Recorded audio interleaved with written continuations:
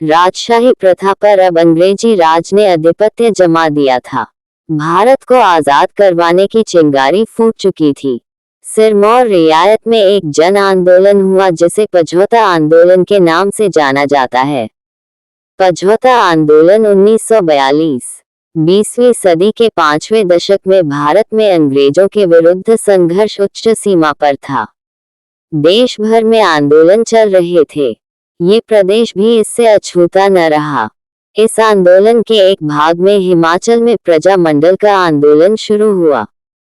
सिरमौर के पझौता क्षेत्र, जो गिरिपार गिरि नदी और इलाका चेता के बीच पड़ता है, के कुछ देशभक्त इसमें शामिल हुए। इस इलाके में अधिकतर मियां राजपूत तथा कनेत बसते हैं। यह क्षेत्र इमारती लकड़ी, आलू तथा तंबाकू के लिए प्रसिद्ध था। यहाँ के देशभक्त पहले प्रजामंडल में रहे लेकिन प्रजामंडल से शीघ्र ही अलग हो गए। इन्होंने 1942 ईस्वी में एक नई समिति का गठन किया जिसे किसान सभा का नाम दिया गया।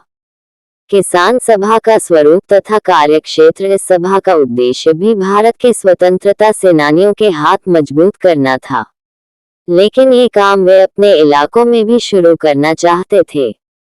1942 ईस्वी में इस क्षेत्र के निवासियों का एक सम्मेलन जदोल टपरोली में बुलाया गया।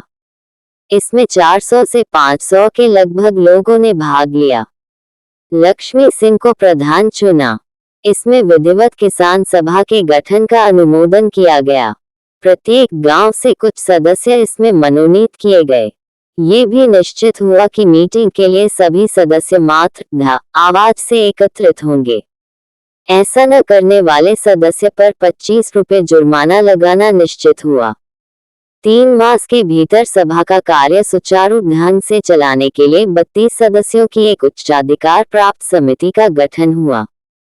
दूसरी 9 सदस्यों की एक न्याय सभा का भी गठन किया गया। किसान सभा के नियमों की घोषणा की गई जो इस प्रकार थे: ईश्वर तथा धर्म पर विश्वास, राजा को पूर्ण सम्मान देना, शांतिपूर्ण ढंग से सभा के उद्देश्यों को प्राप्त करना, जाति धर्म के भेदभाव के स्थान पर प्यार को प्रोत्साहन देना, गरीबों की सहायता करना तथा खादी पहनना। सभा के उद्देश्यों तथा कार्यों की भी घोषणा की गई जो इस प्रकार हैं: जनता विरोधी कानूनों का विरोध करना, घराटों पर बड़ा टैक्स न देना, पशुचारण टैक्स का विरोध, सरकारी कर्मचारियों को सहयोग देना, झूठे मुकदमों में गवाही न देना। सरकार इस प्रकार के टैक्स ब्रिटिश सरकार को द्वितीय युद्ध के लिए इकट्ठे कर दे रही थी। साधारण अपराध के लिए जुर्माना, गेहूं पर कंट्रोल करना, 2 बार भूमि कर को उगाहना आदि। सरकार के कार्यों से जनता काफी रुष्ट थी। सरकारी कर्मचारियों के क्रूर व्यवहार से लोगों का क्रोध बढ़ गया। जनता सिरमौर के महाराजा राजेंद्र प्रकाश से स्वयं मिलना चाहती थी ताकि उन्हें अपने कष्ट बता सके। संघर्ष की और सिरमौर सरकार असंतुष्ट के समाचार से विचलित हो गई, तथा साथ ही लोगों के ऐसे विरोध की आदि नहीं थी। समय की नजाकत तथा मामलों की गंभीरता समझे बिना सिरमौर सरकार ने सिरमौर सुरक्षा नियम 129 के अंतर्गत मुख्य नेता अतर सिंह, चुन्नू, गुलाब सिंह, मेहर सिंह, लक्ष्मी सिंह, मदन सिंह तथा सूरत सिंह बस्तीराम को गिरफ्तार करने के आदेश दिए। पंडित रामस्वरूप डिप्टी पुलिस सुपरिटेंडेंट को धामला में पुलिस चौकी स्थापित करने के आदेश दिए गए। उसे आदेश था कि यह लोगों के दिलों में गलत फहमी को दूर करेगा। किंतु नेताओं को गिरफ्तार करने की साजिश से लोग इतने उत्तेजित थे कि वे कुछ सुनने के लिए तैयार नहीं थे। वे केवल राजा साहब से बातचीत करना चाहते थे।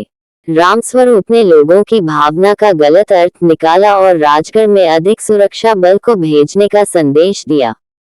राजदरबार के भी मंत्रीगण ने राजा को नेक सलाह नहीं दी बल्कि उल्टा लोगों को ही विद्रोही घोषित किया।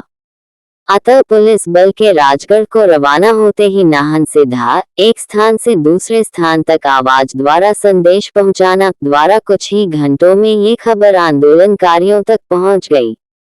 हालात से निपटने के लिए किसान सभा की आपातकालीन बैठक हुई। किसान सभा ने 25/12 1942 को राजा को तार भेजी, जिसमें राजा के सशस्त्र पुलिस बल को शीघ्र वापस बुलाने को कहा। निजी रूप से हस्तक्षेप के स्वामी भक्त नागरिकों के ऊपर मंडराते खतरे को दूर करने की प्रार्थना की। इसकी नकल लाहौर स्थित रेजिडेंट पंजाब हिल स्टेट को भी भेजी गई तथा उनसे भी प्रार्थना की गई कि वह दखल देकर लोगों को अहित से बचाए। साथ ही प्रार्थना पत्र भी भेजा जिसमें निम्नलिखित मांगों तथा शिकायतों का वर्णन था।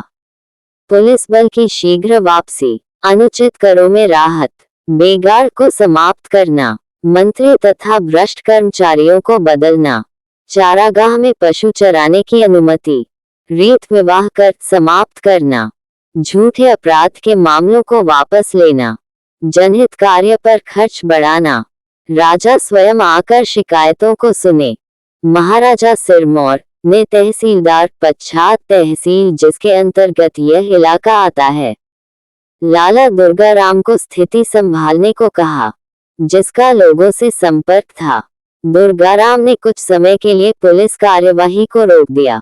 किसान नेताओं को नाहन आने को कहा, किंतु किसान नेता गिरफ्तारी के भय से नाहन नहीं आए। सरकार ने भी जो शांति का वातावरण बना था उसका लाभ नहीं उठाया। सरकारी रिपोर्ट के अनुसार किसान सभा के लोगों ने सरकारी न्यायालयों का बहिष्कार कर दिया था। उन्होंने अपनी एक समांतर सरकार भी स्थापित की, जिसका मुख्यालय जदोल टपरोली था। मार्च 1943 को आंदोलनकारियों को मनाने तथा उन पर काबू पाने के लिए पुलिस उपाधीक्षक को नियुक्त किया गया।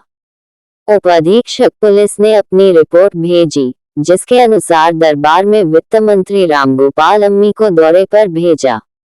लोगों ने मंत्री पर अविश्वास के कारण मिलने तथा उनके सामने शिकायतें रखने से मना कर दिया। वित्त मंत्री श्री रामगोपाल अम्मी को जनव्यवहार से निराशा हुई और उन्होंने एक उच्च पद का यह अपमान माना। अपमान, क्रोध तथा निराशा के इस वातावरण में आंदोलन को नया मोड़ दे दिया। सरकार आंदोलन को कुचलने पर तुल गई, अतः समझौते पर धारा 144 लागू कर दी गई।